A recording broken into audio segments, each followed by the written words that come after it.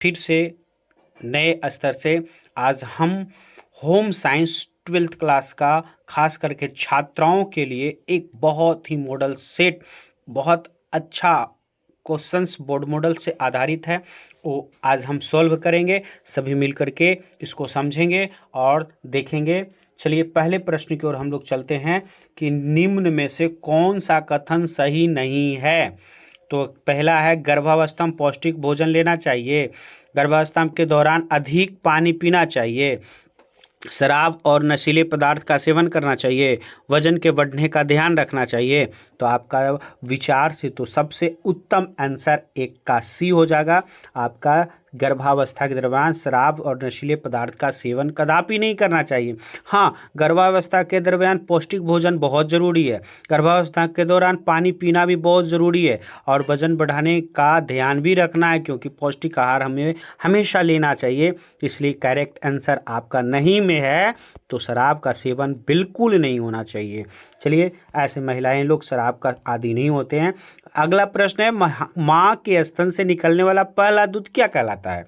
भाई, vitamin, proteins, calcium, cholesterol, फटाक से आंसर आप लगा दिए होंगे अपने जीवन।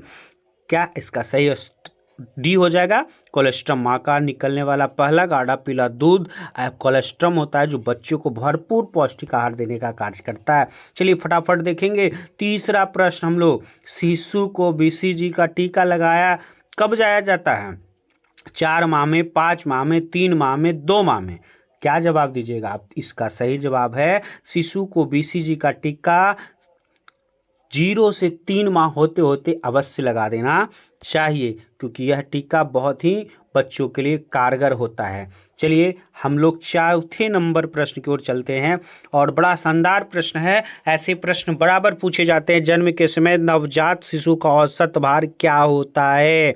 जिस समय बच्चे जन्म लेते हैं उस समय औसत भार इसका 2 kg, 2.5 kg से 3 kg, 3 kg से 4 kg। तो बिल्कुल सही जवाब हो जाएगा आपका बी हो जाएगा। 2.5 kg से 3.5 kg होता है, क्योंकि स्वस्थ बच्चा ये बहुत उपयोगी वजन है, 2.5 से 3.5। 5 नंबर प्रश्न, सामान्य प्रसव में स्तनपान शुरू कर देना चाहिए। जब प्रसव हो तो बच्चा को कितने समय के अंतराल में बच्चे को दूध पिला देना चाहिए। आधा घंटा में, 1 घंटे में, 24 घंटे में या 48 घंटे में। तो बच्चा तुरंत होए, आधे घंटे के अंदर बच्चे को साफ करके माँ का स्तन का दूध अवश्य पिलाना चाहिए। वे 5 का करेक्ट आंसर ए होगा। चलिए आगे है 6 नंबर प्रश्न, कौन सा हार्मोन्स केवल महिलाओं को स्रावित होती है। प्रोलैक्टिन, थायरॉक्सिन, प्रोलिन या इंसुलिन। तो 6 का सही जवाब आपका प्रेलिन होगा, सी करेक्ट आंसर। चलिए 7 नंबर प्रश्न देखा जाए, अस्थायी दांतों की संख्या होती है। अस्थायी दांतों की संख्या 10, 15, 20, 25। आप हम सब जानते हैं कि बच्चे के अस्थायी दांत 6 माह से 8 माह में प्रारंभ होती है और 6 से 8 माह में सारे दांत उसके झड़ जाते हैं। जो अस्थायी दांत होते हैं, अस्थायी दांतों की संख्या 20 होती है और अस्थायी दांतों की संख्या 32 होती है। चलिए 8 नंबर प्रश्न देखा जाए, विवृद्धि से अभिप्राय क्या होता है। तो गुणात्मक विकास, संगठनात्मक विकास, सामाजिक विकास या ज्ञानात्मक विकास। विवृद्धि से सामान्यतः अर्थ होता है संख्यात्मक विकास, बी इज करेक्ट आंसर। चलिए 9 नंबर क्वेश्चन, कौन सी अंतःस्रावी ग्रंथि है जिसे मास्टर ग्रंथि कहा जाता है। कौन सी अंतःस्रावी, पीयूष ग्रंथि, अधिविकृत ग्रंथि, थायराइड ग्रंथि या थाइमस ग्रंथि। तो मास्टर ग्रंथि आपको पीयूष ग्रंथि को कहा जाता है, करेक्ट आंसर ए। चलिए 10 नंबर क्वेश्चन की ओर देखेंगे। 10 नंबर क्वेश्चन है, निम्न में से कौन सा तत्व विकास को प्रभावित नहीं करता है। रोग एवं चोट, पोषण, वातावरण या धन। तो धन से संबंधित क्या है, प्रभावित नहीं करता है। रोग, चोट, पोषण, वातावरण ये सब विकास को प्रभावित करती है, परंतु धन नहीं। चलिए अगला 11 नंबर प्रश्न देखा जाए, निम्न में से कौन सी ध्वनि प्रदूषण सामान्य स्रोत नहीं है। ध्वनि प्रदूषण में निम्न में से कौन ध्वनि प्रदूषण का सामान्य स्रोत है। सामान्य स्रोत है लाउड स्पीकर, पटाखे, सड़क यातायात या मकान निर्माण कार्य। तो इसमें ध्वनि प्रदूषण का सामान्य स्रोत सड़क यातायात नहीं है, सी। चलिए 12 नंबर क्वेश्चन से देखा जाए, कुकुर खांसी से बचाव के लिए कौन सा टीका लगाया जाता है? आपका बीसीजी का, डीपीटी का, पोलियो का, टिटनस का। तो सही जवाब 12 का हो जाएगा बी, डीपीटी का टीका लगाया जाता है। चलिए 13 नंबर प्रश्न, रोग फैलाने वाले जीवाणु से मुक्त करने हेतु निम्न में से कौन सा घोल का प्रयोग करना चाहिए? नमक का घोल, पोटेशियम परमैंगनेट का घोल, गंधक का घोल, चीनी का घोल। तो 13 का करेक्ट आंसर डी हो जाएगा, चीनी का घोल। फटाफट देखे, बड़ा अच्छा क्वेश्चन है, बड़ा अच्छा क्वेश्चन है। 14 नंबर, विटामिन सी की कमी से कौन सी रोग होती है? रतौंधिया, स्कर्वी, एनीमिया या बेरी। तो आप जानते हैं रतौंधिया ए, बेरी बी, स्कर्वी सी, यह पूछा गया है सी। तो विटामिन सी से स्कर्वी होता है, correct answer C, B scurvy. चलिए 15 नंबर क्वेश्चन से देखा जाए, निम्नलिखित में से कौन सा पोषणहीनता से संबंधित रोग है? इन्फ्लुएंजा, ब्रोंकाइटिस या एनीमिया या मलेरिया। तो पोषणहीनता से संबंधित जो है रोग है आपका एनीमिया, जो कि खून की कमी के कारण होता है। प्यारे बच्चों, लाइव सब्सक्राइब अवश्य करें ताकि हमारा मनोबल बढ़ता रहे। चलिए 16 नंबर प्रश्न देखा जाए। 16 नंबर प्रश्न है, बच्चों को पोलियो और डीपीटी का बूस्टर डोज किस आयु में दिया जाता है? 2 से 4 माह, 16 से 24 माह, 0 से 3 माह, 6 से 9 माह। तो सही जवाब आपका हो जाएगा 16 के सी, 0 से 3 माह। 17 नंबर क्वेश्चन है, WHO का पूरा नाम। WHO बहुत अच्छा क्वेश्चन है। World Health Organization, Food and Agriculture Organization, Women's Health Organization या इनमें से कोई नहीं। तो WHO का पूरा नाम वर्ल्ड हेल्थ ऑर्गेनाइजेशन, विश्व स्वास्थ्य संगठन है। चलिए 18 नंबर क्वेश्चन देखा जाए, बच्चों को सुयोग बनाने के लिए क्या आवश्यक है? उचित भोजन, अच्छे वस्त्र, अच्छा घर या उचित निर्देशन। तो एक अच्छा बच्चा बनने के लिए क्या चाहिए? अच्छा निर्देशन की जरूरत है, डी इज करेक्ट आंसर। चलिए 19 नंबर प्रश्न, खुशी, आत्मीयता और रूपहलापन का प्रतीक क्या है? वह कौन सा रंग है? पीला है, हरा है, लाल है, काला है। सही जवाब आपका खुशहाली, आत्मीयता और रूपहलापन के लिए ए इज करेक्ट आंसर। 20 नंबर प्रश्न, एकीकृत बाल विकास योजना कब शुरू की गई? 1960 में, 1975 में, 1980 में, 1990 में। सही जवाब आपका correct B answer is correct, 1975 में।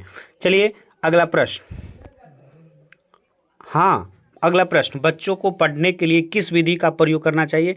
ब्रेल विधि, खेल विधि, इतिहास विधि या साइक्रोड्रोमा विधि। तो बच्चों को खेल विधि के लिए, बच्चों को पढ़ने के लिए ब्रेल लिपि, इसमें 6 अंक होते हैं। उसी के निर्देश के अनुसार बच्चे अनुमानतः पढ़ लेते हैं ब्रेल लिपि के माध्यम से। अंधे बच्चे को पढ़ने के लिए घर मानव जीवन को क्या प्रदान करता है? 22 नंबर प्रश्न, सुरक्षा, प्रतिष्ठा, स्वामित्व या इनमें से सभी। तो सही जवाब है घर, सुरक्षा भी, प्रतिष्ठा भी और स्थायित्व भी, डी इज करेक्ट आंसर। चलिए 23 नंबर प्रश्न देखेंगे, वैकल्पिक देखरेख का अर्थ क्या होता है? माता के बीमार पड़ने पर बच्चों की देखरेख, पिता द्वारा बच्चों को देखरेख, माता पिता की अनुपस्थिति में बच्चों की देखरेख या इनमें से कोई नहीं। तो 27 नंबर का सी इज करेक्ट आंसर, माता पिता की अनुपस्थिति में बच्चे को देखरेख को ही वैकल्पिक देखरेख का अर्थ जानते हैं। चलिए क्षमा प्रार्थी हैं, डायरेक्ट क्वेश्चंस नहीं दिए हम लोग। अगला प्रश्न देखेंगे 39 नंबर। बच्चा ध्यान दिया जाए, हमें पढ़ने से मतलब है, नंबर क्वेश्चन से मतलब नहीं है। चलिए ध्यान दिया जाए, 39 नंबर प्रश्न है, उच्च गुणवत्ता का अर्थ क्या होगा? कारीगरी, माल, डिजाइन या इनमें से सभी। तो 39 नंबर का ए हो जाएगा। किसी कारण से हम उसको नहीं कर सके लगातार, उस कम फॉल्ट हो गया थोड़ा सा, इसके चलते हम डायरेक्ट आ गया तो कर दिए गए। चलिए कोई माफ़ी चाहते हैं इसके लिए। अगले प्रश्न ध्यान दिया जाएगा, 40 नंबर हम लोग देखेंगे, पकाने के सही उपाय प्रयोग करने से प्राप्त होती है क्या? अधिक स्वच्छता, अधिक पौष्टिकता, अधिक उपयोगिता, इनमें से कोई नहीं। ये सारे क्वेश्चंस बोर्ड मॉडल है। 40 नंबर का आंसर आपका बी हो जाएगा, अधिक पौष्टिकता। चलिए अगला 41 नंबर प्रश्न देखा जाए, बड़ा शानदार प्रश्न है, खाद्य संचालक के किस पहलू से खाना बनाना प्रभावित नहीं होता है? स्वास्थ्य से, ज्ञान से, स्वच्छता से, आदतें से। क्या है? 41 का डी इज करेक्ट आंसर। चलिए अगला प्रश्न देखेंगे। अगला है 42 नंबर, आहार्य आहारीय मिलावट का अर्थ क्या होता है? खाद्य पदार्थों की गुणवत्ता का स्तर निम्न होना, खाद्य पदार्थों का विषैला होना, खाद्य पदार्थों का दूषित होना, इनमें से कोई नहीं। फटाफट देखें आंसर। इसका सही जवाब 42 का हो जाएगा आपका ए, खाद्य पदार्थों की गुणवत्ता का स्तर निम्न होना आहारीय मिलावट होता है। चलिए अगला 43 नंबर, पौधे का निम्नलिखित में से कौन सा भाग खाने योग्य होता है? बीज, पत्ते, फूल या इनमें से सभी? 43 का तो डी होना चाहिए भाई, सभी चीज खाते हैं पौधे के। चलिए अगला प्रश्न, मसालों के मिलावट में कौन सा पदार्थ मिलाया जाता है? घोड़े के लीद, अरहर, चना दाल या चावल? लीद, घोड़े के लीद मिलाया जाता है। लीद का मतलब घोड़े का मल होता है। चलिए इसका करेक्ट आंसर 44 का ए। चलिए 45 नंबर देखा जाए, खेसारी दाल से के अधिक सेवन से कौन सा रोग होता है? हृदय रोग, श्वास रोग, जिगर का बढ़ना या लेथराइज्म? क्या बात है, इसका सही आंसर डी हो जाएगा, लेथराइज्म। चलिए आगे 46 नंबर प्रश्न, मानकीकरण चिन्ह दर्शाता है वस्तु की गुणवत्ता, वस्तु में मिलावट, वस्तु के प्रकार, इनमें से कोई नहीं। चलिए 46 नंबर का ए हो जाएगा, वस्तु की गुणवत्ता। चलिए प्यारे बच्चों, लाइव सब्सक्राइब अवश्य करेंगे।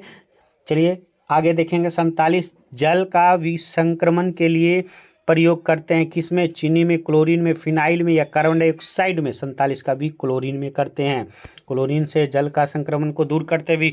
चलिए आगे देखेंगे, आगे 48 नंबर क्वेश्चन है, घरेलू लेखा जोखा कितने प्रकार के होते हैं? 4, 3, 5, 2। घरेलू लेखा जोखा 3 प्रकार के होते हैं, बी इज करेक्ट आंसर। चलिए 49 नंबर प्रश्न, निम्न में से कौन सा पारिवारिक बजट है? बचत का बजट, घाटे का बजट, संतुलित बजट या इनमें से सभी? तो 49 का सी हो जाएगा, संतुलित बजट। चलिए 50 नंबर देखिए, बैंक में कितने प्रकार का खाता खोला जाता है भाई? 4 प्रकार, 6 प्रकार, 8 प्रकार, 10 प्रकार?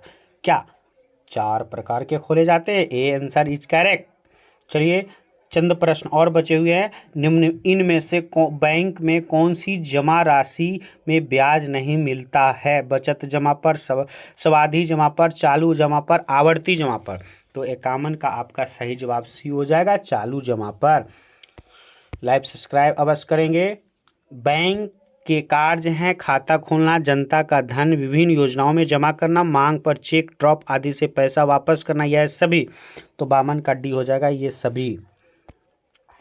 53 नंबर है, निम्न में से कौन विनियोग की विधि है? बैंक, पोस्ट ऑफिस, जीवन बीमा या इनमें से सभी? तो 53 का डी हो जाएगा, सी जीवन बीमा जो है विनियोग की विधि है। और 54 नंबर देखेंगे, इनमें से कौन भोज्य पदार्थ में संबंधित मानक प्रमाणक चिन्ह है?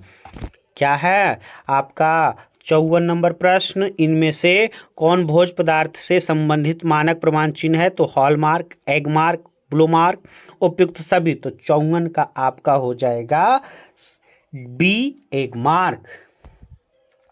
और आज का अंतिम प्रश्न है, खाद्य संरक्षण किया जाता है, खाद्य संरक्षण किया जा सकता है सूक्ष्म जीवाणुओं को दूर रखकर, मारकर, निकालकर या उपयुक्त सभी? तो 55 का आपका 100% डी हो जाएगा, उपयुक्त सभी। बस इसी